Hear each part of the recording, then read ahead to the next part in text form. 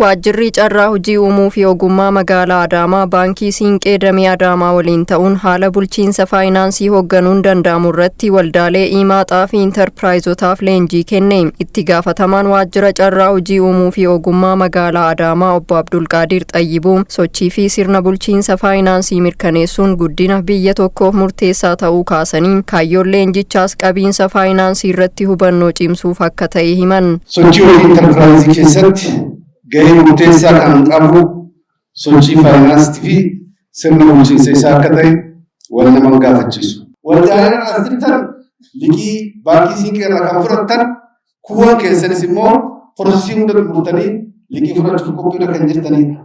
Kanaaf liqii kana yoo fudhanne akkamitti hojiirra oolchinee bakka intarpiraayizoonni fakkaatan gahan geenyaa waan jedhuratti mari'annaa jechuudha. Baankii Siinqee Damee Adaamaatti hoogganaan liqii obbo Ismaa'il Kadiiroo baankichi waldaalee hedduuf tajaajila liqii fi qusannaa mijeessee kennaa jiraachuu himanii waldaaleen waan hojjetan adda baafachuun galii fi baasii wal simsiisuun milkaa'ina barbaadame irra gahuuf xiyyeeffannoon hojjechuutu irraa eegama jedhan. Liqiidhaan wal qabatee hanga ammaatitti inisheetiivii magaalaa kana baankiin Siinqee adda durummaadhaan akka deeggaru jalqaba irratti isinii kaaseetiin jira.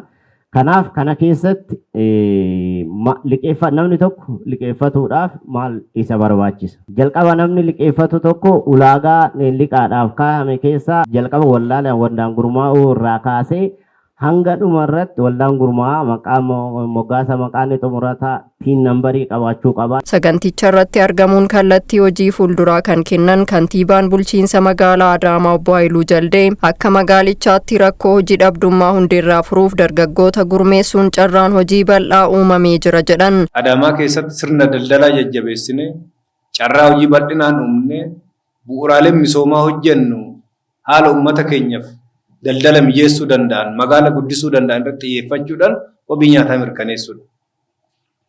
Inni lammaffaan kalaqaa fi ogummaadha. Dargaggoota akka keessanii amma kaaftan kalaqa qaban, ogummaa qaban, yaada qaban jajjabeessuudha. Hawaasni kalaqa hin qabne, uummanni ogummaa hin qabne uummata nama ergamaadha. Namni ogummaa hin qabne, namni bahee waan hojjetu hin qabne galma hin qabaatu ergamaa ta'ee jiraata. Kanaaf kalaqaa fi ogummaadha. Inni sadaffaan intarpiraayizoota.